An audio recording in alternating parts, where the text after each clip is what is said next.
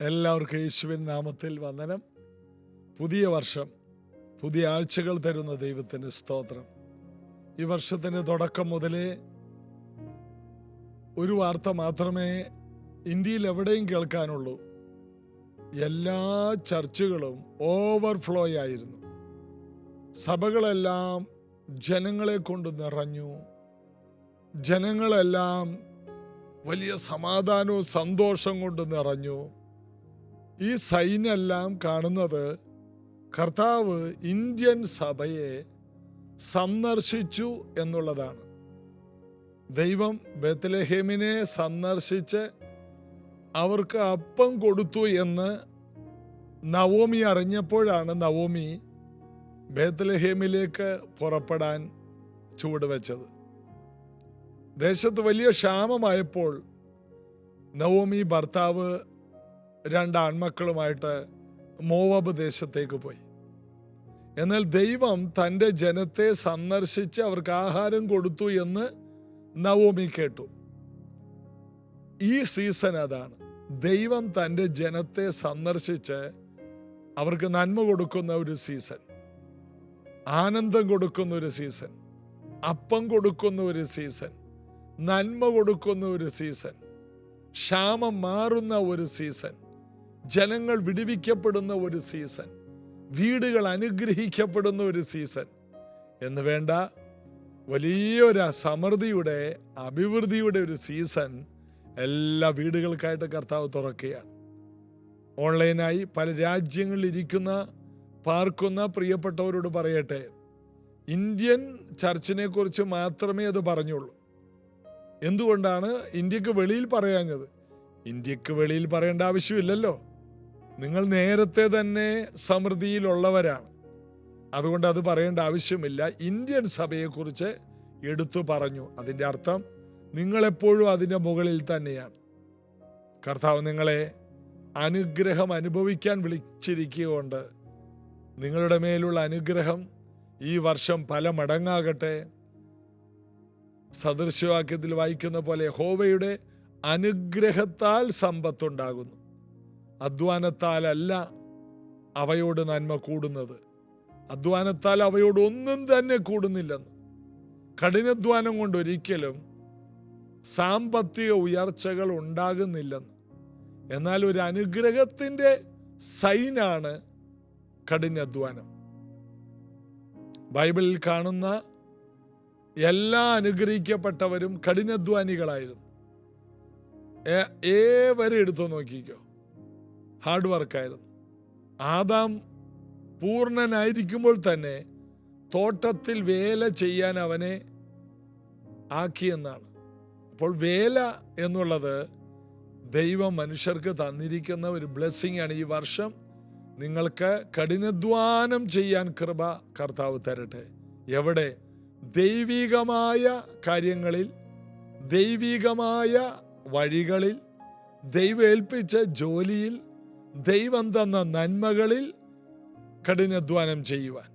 അല്ലാതെ ദൈവികമല്ലാത്തിടത്ത് പോയി നിങ്ങൾ കഠിനാധ്വാനം ചെയ്താൽ മറുപടി കാണുകയില്ല എന്ന് മാത്രമല്ല, നിങ്ങൾ നിരാശരാകും, നമ്മൾ മടുത്തു പോകും. അതുകൊണ്ട് കർത്താവേ, അങ്ങനെക്ക് തന്ന കഠിനാധ്വാനം എന്ന ആ കഴിവ് എവിടെയാണ് ഞാൻ ഉപയോഗിക്കേണ്ടതെന്ന് കർത്താവിനോട് ചോദിക്കണം. ദൈവികമായ ഒരു വിദ്യാഭ്യാസം, ദൈവഹിതപ്രകാരം ഒരു വിദ്യാഭ്യാസം നിങ്ങൾ സെലക്ട് ചെയ്തെങ്കിൽ അതിനകത്ത് കഠിനാധ്വാനം ചെയ്യുക, അതിനകത്ത് ഉറക്കളിക്കുക, അതിനകത്ത് പഠിക്കുക. അത് നിങ്ങൾക്ക് വലിയ വിജയമാകും.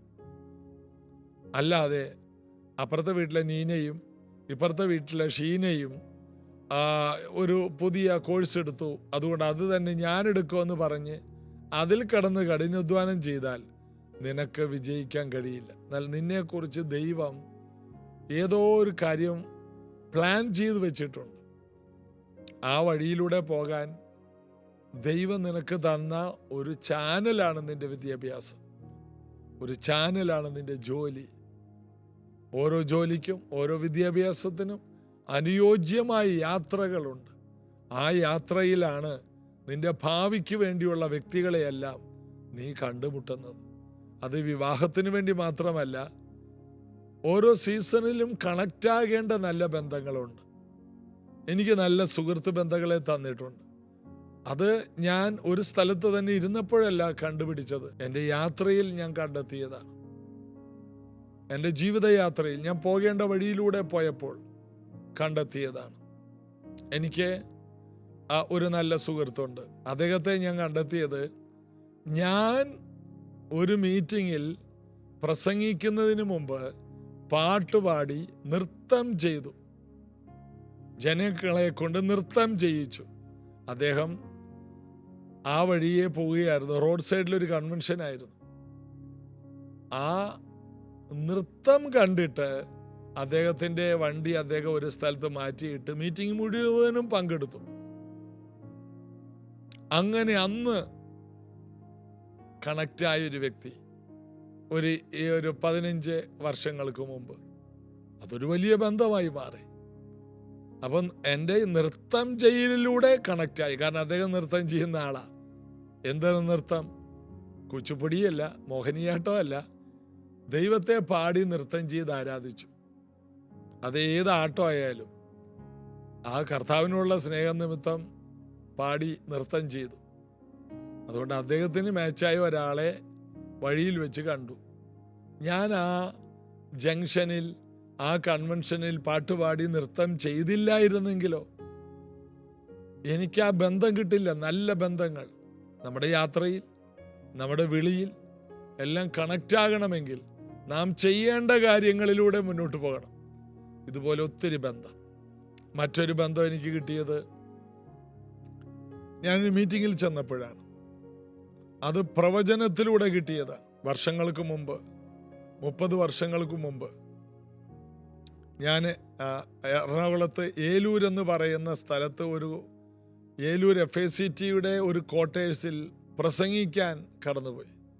ആ വീട്ടിൽ സേവിയർ എന്ന് പറയുന്ന ഒരാളുടെ വീട്ടിൽ അദ്ദേഹം വേറൊരാളോട് പറഞ്ഞു, ഇതുപോലൊരു പ്രോഫറ്റ് വരുന്നുണ്ട്. അപ്പോൾ അദ്ദേഹം ഈ കേട്ട ആള് മീറ്റിങ്ങിന് ലേറ്റായിട്ട് വന്നു. കാരണം അദ്ദേഹത്തെ ഞാൻ പരിചയപ്പെടാതിരിക്കാൻ. മീറ്റിങ്ങിൻ്റെ ഇടയിലാണ് വന്നത്. കൃത്യമായിട്ട് അദ്ദേഹത്തിൻ്റെ തലയിൽ കൈവച്ച് അദ്ദേഹത്തോടുള്ള പ്രവചനം പറഞ്ഞു. ആ പ്രവചനത്തെ തുടർന്നാണ് ഒരു വലിയ കണക്ഷൻ. യോനാഥാനും ദാവീദും തമ്മിൽ ഉറ്റ സ്നേഹിതരായി തീർന്നു. ഇതുപോലത്തെ ഒരു കണക്ഷനായിട്ട് അതൊരു വലിയ വലിയ ബന്ധമായി മാറി. എന്നാൽ എൻ്റെ വഴിയിൽ ഞാൻ കർത്താവിന് വേണ്ടി ഇങ്ങനെ മുന്നോട്ട് പോയപ്പോൾ കുറേ ബന്ധങ്ങൾ എനിക്ക് നഷ്ടപ്പെട്ടു. അതും ഈ വഴിയാത്രയിൽ എനിക്കുണ്ടായ ഒരു വലിയ അനുഗ്രഹമാണ്. ആ ബന്ധങ്ങളൊന്നും ഒരു ഗുണവും ഇല്ലാത്തതായിരുന്നു. ആ ബന്ധങ്ങൾ ഞാൻ സുവിശേഷത്തിന് വേണ്ടി ഇറങ്ങിയെന്ന കാരണത്താൽ പുച്ഛത്തോടെ ഇട്ടേച്ച് പോയ ബന്ധമാണ്. സുവിശേഷ വേലയിൽ ഞാൻ തീഷ്ണതയോടെ ഇറങ്ങിയതിൻ്റെ പുച്ഛത്തിൽ അവരെന്നെ ഇട്ടേച്ചു പോയതാണ്. അവരൊക്കെ എന്നെ ഇട്ടേച്ചു പോയത് കൊണ്ട് ഞാൻ എന്തോരം അനുഗ്രഹിക്കപ്പെട്ടു. ചില ബന്ധങ്ങൾ ബന്ധനങ്ങളാണ്. അത് പോകണമെങ്കിൽ നമ്മൾ കർത്താവിന് വേണ്ടി ആക്റ്റീവ് ആകുമ്പോൾ അവരിട്ടേച്ചു പോയിക്കോളും.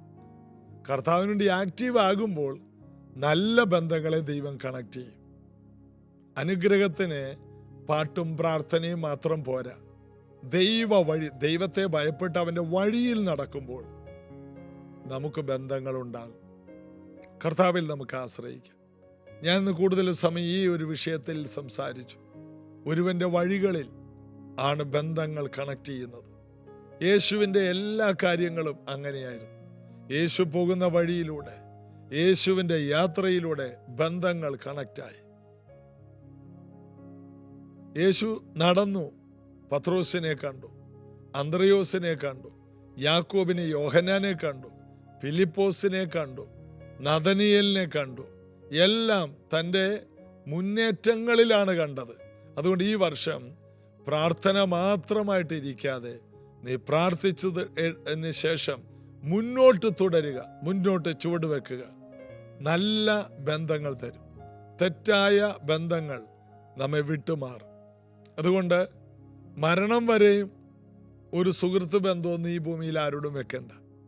അത് കർത്താവുമായിട്ട് മാത്രം വെച്ചാൽ മതി. അബ്രഹാം ദൈവത്തിൻ്റെ സ്നേഹിതനായിരുന്നു. അതുകൊണ്ട് അവൻ പോയിടത്തെല്ലാം നല്ല സ്നേഹ ബന്ധങ്ങളെ ദൈവം കൊടുത്തു. അവൻ പാർത്ത ഇടത്തെ ജനങ്ങൾ വന്നിട്ട് പറഞ്ഞു, നീ ഞങ്ങളുടെ ഇടയിൽ ദൈവത്തിൻ്റെ പ്രഭുവാണ്. മാത്രമല്ല മമ്രയുടെ തോപ്പിൽ അബ്രഹാം പാർത്ത ചരിത്രം ഉൽപ്പത്തി പുസ്തകം 18-ാം അധ്യായത്തിലുണ്ട്. അപ്പോൾ അവരൊക്കെ തമ്മിൽ അബ്രഹാം നല്ല ബന്ധങ്ങൾ സ്ഥാപിച്ചിരുന്നു, ഉടമ്പടി സ്ഥാപിച്ചിരുന്നു. ആ ബന്ധങ്ങൾ മമ്രയും മറ്റു ചിലരുമായിട്ടുള്ള ബന്ധങ്ങൾ അവൻ അനുഗ്രഹമായി. എന്നാൽ അവനെ ഒട്ടും വിടില്ലെന്ന് പറഞ്ഞ് അവൻ്റെ കൂടെ ഇറങ്ങിത്തിരിച്ചു ലോത്ത്. ആ ബന്ധം ഉൽപ്പത്തി പുസ്തകം 13 അബ്രഹാം അവസാനിപ്പിച്ചപ്പോൾ നല്ല ബന്ധങ്ങൾ ദൈവം അബ്രഹാമിന് കൊടുത്തു. എന്തോ ഈ ഭാഗത്ത് ഈ ലൈനിൽ പരിശുദ്ധാത്മാവ് സംസാരിക്കുന്നുണ്ട്. ആവശ്യമില്ലാത്ത ചില ബന്ധങ്ങൾ, കൂട്ടുകെട്ടുകൾ ചിലർ കളയുമെങ്കിൽ, അല്ലെങ്കിൽ ഒറ്റ കാര്യം പറയാം, നല്ല ബന്ധങ്ങളിലേക്ക് ചുവട് വെക്കുമെങ്കിൽ ആവശ്യമില്ലാത്ത ബന്ധങ്ങൾ പോകും. ബന്ധങ്ങൾക്കെപ്പോഴും സമയം ആവശ്യമാണ്. ആവശ്യമില്ലാത്ത ബന്ധങ്ങൾക്ക് സമയം മുടക്കാതിരുന്നാൽ ആ ബന്ധങ്ങളൊക്കെ ഇല്ലാതെയാകും. നല്ല ബന്ധങ്ങൾക്ക് സമയം ചെലവഴിക്കണം. അതാണ് അവർ ദിനം പ്രതി ദേവാലയത്തിൽ വന്ന് അപ്പം നുറുക്കി കൂട്ടായ്മ ആചരിച്ച് പ്രാർത്ഥന കഴിച്ചു പോന്നു.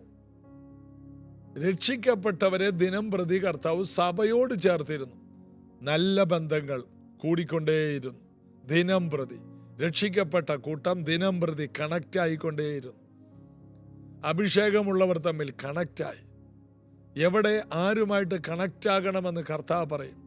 തോൽക്കൊലനായ ശീമോന്റെ വീട്ടിൽ ആളുകൾ പാർത്ത പത്രോസിനെ കൊർന്നല്യോസ് എന്ന ഒരു മകന്റെ വീടിനെ കണക്ട് ചെയ്ത് ദൈവം കൊടുക്കുന്നത് നമുക്ക് കാണാം. കൊർന്നല്യോസ് വലിയ മനുഷ്യനാണ്. കൊർന്നല്യോസിന്റെ വീട്ടിൽ ചെല്ലാനുള്ള യോഗ്യതയൊന്നും പത്രോസിനില്ല. പത്രാസ് പറയുന്നുണ്ട് അവിടെ, യഹൂദന്മാരാണ് ഞങ്ങൾക്ക് ജാതികൾക്കും തമ്മിൽ ബന്ധമില്ലെന്നറിയാമല്ലോ എന്നൊക്കെ പറയുന്നുണ്ടെങ്കിലും കൊർന്നല്യോസ് പത്രോസിനേക്കാൾ വലിയ പുള്ളിയാണ്. ഗവൺമെന്റ് തലത്തിൽ സാമ്പത്തിക മേഖലയിലെല്ലാം ഉയർന്ന ആളാ. പിന്നെ മതത്തിന്റെ പേരിൽ മാത്രമാണ് ഉയർന്ന ജാതി എന്ന് പത്രോസ് തന്നെ പറയുന്നത്. എത്ര വലിയ മതമാണെങ്കിലും കയ്യിൽ കാശിലെയും പട്ടിണി കിടന്ന് ചാവും. അപ്പോൾ മതത്തിനല്ല പ്രസക്തി, മാർഗത്തിനാണ് പ്രസക്തി. ദൈവം പത്രോസിനെ കൊർന്നല്യോസുമായിട്ട് കണക്ട് ചെയ്യുന്നു. മന്ത്രിയുമായിട്ട് ഫിലിപ്പോസിനെ കണക്ട് ചെയ്യുന്നു. അതൊക്കെയാണ് നമ്മൾ കാണുന്നത്. ഫിലിപ്പോസ് തേരിൽ യാത്ര ചെയ്യുന്നു. ഈ വർഷം നിങ്ങൾ തേരിൽ യാത്ര ചെയ്യും. ഏറ്റവും നല്ല കൂടിയ യാത്രകൾ, വാഹനങ്ങൾ, ഇതെല്ലാം ദൈവത്തിൻ്റെ ആത്മാവ് കണക്ട് ചെയ്ത് തരും. പരിശുദ്ധാത്മാവിൽ നിറഞ്ഞു നിന്നാൽ മതി. ആത്മനിയോഗത്തിൽ സഞ്ചരിച്ചാൽ മതി. ഒന്നും കാണാതെ ഒരാൾ പോലും ഇല്ലാത്ത ഒരു നിർജ്ജന സ്ഥലത്തേക്ക് പോയതാണ് ആര്? ഈ ഫിലിപ്പോസ്. എന്നാൽ അവിടെ ഒരു വലിയ കൂട്ടം വരുന്നത് ദൈവം അവന് വേണ്ടി കണക്ട് ചെയ്ത് കൊടുത്തതാണ്. ഇതെല്ലാം ദൈവം കണക്ട് ചെയ്യും. ദൈവത്തിൽ നിന്ന് പ്രാപിച്ച ജ്ഞാനമുണ്ടോ, ദൈവത്തിൽ നിന്ന് പ്രാപിച്ചതുണ്ടോ, ദൂരെ കിടക്കുന്ന ശേബാരാജ്ഞി വരെ ശലോമോന്റെ അടുക്കലേക്ക് വന്നതുപോലെ നിന്റെ അടുക്കൽ ദൈവത്തിൻ്റെ ജ്ഞാനമുണ്ടെങ്കിൽ, നിന്റെ അടുക്കൽ ദൈവത്തിൻ്റെ കൃപയുണ്ടെങ്കിൽ നിന്നെ അന്വേഷിച്ച് പിടിച്ച ആൾക്കാർ വരും. അതുപോലെ തോൽക്കല്ലനായ ശീമോന്റെ വീട്ടിൽ പത്രോസ്, അവനെ തപ്പി കൊർന്നല്യോസ് ആൾക്കാരെ വിട്ടില്ലേ? ശലോമോനെ അന്വേഷിച്ച ആളെ വിട്ടില്ലേ? ഇതുപോലെ നിന്റെ പക്കൽ ദൈവത്തിൻ്റെ ജ്ഞാനമുണ്ടോ? ഇതാ ശമൂവേൽ എന്ന പ്രവാചകൻ, അവനെ തേടി ഒത്തിരി പേര് വരികയാണ്. അവനെ അന്വേഷിച്ച് അവൻ എവിടെയുണ്ടോ അവിടെ ജനങ്ങൾ കൂടുകയാണ്. യേശു നിർജ്ജന സ്ഥലത്ത് പോയി പാർത്തു. ജനങ്ങൾ അവനെ അവിടെ ഉണ്ടെന്നറിഞ്ഞിട്ട് ആ ദേശത്തുള്ള സകല രോഗികളെയും ചുമന്നുകൊണ്ട് അങ്ങോട്ട് വരികയാണ്. എന്താണ്? യേശു നിർജ്ജന സ്ഥലത്താണെങ്കിൽ നിർജ്ജന സ്ഥലം പോലും ജനസാന്ദ്രതയുള്ള സ്ഥലമാകും. വെള്ളം എവിടെയുണ്ട് അവിടെയാണ് ജനസാന്ദ്രത കൂടുതൽ. നദീതീരങ്ങൾ, ജനസാന്ദ്രത കൂടിയ സ്ഥലമാണ്. ബീച്ച് ഏരിയകൾ ആ ജനസാന്ദ്രത കൂടിയ സ്ഥലങ്ങളാണ്. ഇതുപോലെ ജീവജലത്തിൻ്റെ ഉറവയായ യേശുവാകുന്ന ജനസാന്ദ്രതയുടെ ഉറവിടമാണ് നമ്മുടെ കർത്താവ്. കർത്താവിൻ്റെ നിറവ് എവിടെയുണ്ടോ അവിടെ ജനങ്ങൾ ചുറ്റും കൂടും. നിന്നെ അന്വേഷിച്ച ആൾക്കാർ വരും. നിന്റെ ഫോൺ നമ്പർ ഒത്തിരി പേര് ചോദിക്കും. നിന്റെ കൂടെ ഒന്ന് സെൽഫി എടുക്കണമെന്ന് ഒത്തിരി പേര് ആഗ്രഹിക്കും. നിന്റെ കൂടെ ഒന്ന് ഫോട്ടോ എടുക്കാനും നിന്റെ കൂടെ ഒരു നേരത്തെ ഭക്ഷണം കഴിക്കാനും നിന്നെ വീട്ടിലേക്ക് ക്ഷണിക്കാനും ജനത്തിരക്കുണ്ടാകും. ഉണ്ടാകണം, ഉണ്ടായേ തീരൂ. ഈ വർഷം മുതൽ അത് ഉണ്ടാകണം. ഒരു പുതിയ ആത്മീക തുടക്കത്തിന് നിങ്ങളുടെ ജീവിതത്തിൻ്റെ അടുത്ത ലെവലിലേക്ക് യേശു കർത്താവ് നിങ്ങളെ കയറ്റട്ടെ. നമുക്ക് ഒരുമിച്ച് പ്രാർത്ഥിക്കാം. കർത്താവേ, ജനുവരി മാസത്തിലെ ഈ അനുഗ്രഹിക്കപ്പെട്ട ആഴ്ചയിൽ ഞങ്ങൾക്ക് ഒരുമിച്ച് കൂടി പ്രാർത്ഥിപ്പാൻ കർത്താവ് ഇടയാക്കിയല്ലോ. ദൈവ സാന്നിധ്യത്തിൻ്റെ നിറവും ദൈവശക്തിയും പ്രാപിച്ചവരായി വചനത്തിലും ആത്മാവിലും ഉറ്റിരുന്ന് സ്വർഗീയ അനുഗ്രഹങ്ങളുടെ കലവറകളായി ജോസഫിൻ്റെ പാണ്ഡികശാല പോലെ ഈ മക്കൾ തീരട്ടെ. ഇവരുടെ മേൽ ദൈവകൃപയുണ്ടാകട്ടെ. ഇവരുടെ മേൽ ദൈവശക്തി ഉണ്ടാകട്ടെ. വലിയ അത്ഭുത രോഗ സൗഖ്യങ്ങൾ ഉണ്ടാകട്ടെ. ഇവരെ അന്വേഷിച്ച് അനേകിടങ്ങളിൽ നിന്ന് ജനങ്ങൾ വരട്ടെ. ഓ യേശുവിൻ്റെ നാമത്തിൽ അതങ്ങനെ തന്നെ സംഭവിക്കട്ടെ. പരിശുദ്ധാത്മാവേ, അങ്ങയുടെ കൃപയും അങ്ങയുടെ വരങ്ങളും കൊണ്ട് ഈ മക്കളെ നിറയ്ക്കണമേ. കൃപാവര പ്രാപ്തരാകട്ടെ. അഭിഷിക്തരായി മാറട്ടെ. അഭിവൃദ്ധിയുള്ളവരാകട്ടെ. അനുഗ്രഹിക്കുന്നു. പുതിയ വഴികൾ തുറക്കണമേ. യേശുവിൻ നാമത്തിൽ പിതാവേ, ആമേൻ. യേശു കർത്താവ് ഈ പുതിയ വർഷത്തിൽ അത്ഭുതങ്ങൾ കൊണ്ട് നിങ്ങളെ നിറയ്ക്കും. അതിശയങ്ങൾ കൊണ്ട് നിങ്ങളെ കുലുക്കും. അതിനായി ഒരുങ്ങാം. നാളെ ഇതേ സമയത്ത് വീണ്ടും കാണാം. God bless you. ഒരു കാര്യം മാത്രം ഞാൻ ആഗ്രഹിക്കുന്നു, അത് തന്നെ നിത്യവും കാംക്ഷിക്കുന്നു. ഒരു കാര്യം മാത്രം ഞാൻ ആഗ്രഹിക്കുന്നു, അത് തന്നെ നിത്യവും കാംക്ഷിക്കുന്നു. നിൻ മനോഹരത്വം കാൺമാൻ, നിന്നാലയത്തിൽ വസിപ്പാൻ, നിൻ മുഖശോഭ കാൺമാൻ യേശുവേ. നിൻ മനോഹരത്വം കാൺമാൻ, നിന്നാലയത്തിൽ വസിപ്പാൻ, നിൻ മുഖശോഭ കാൺമാൻ യേശുവേ. യേശുവേ,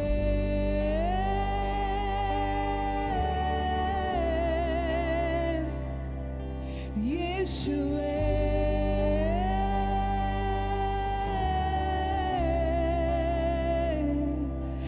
യേശുവേ,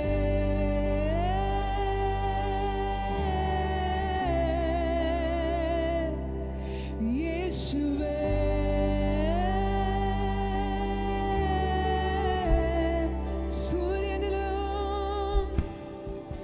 സൂര്യനിലും തേജസ്സായോനേ,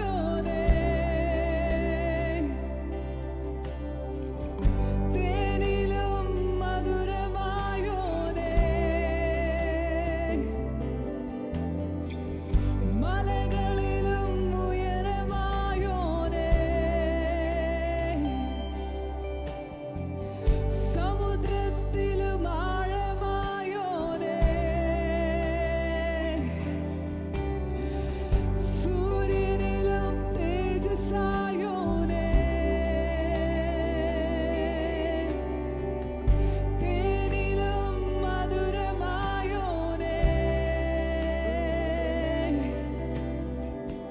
മലകളിലും ഉയരമായോനേ, സമുദ്രത്തിലും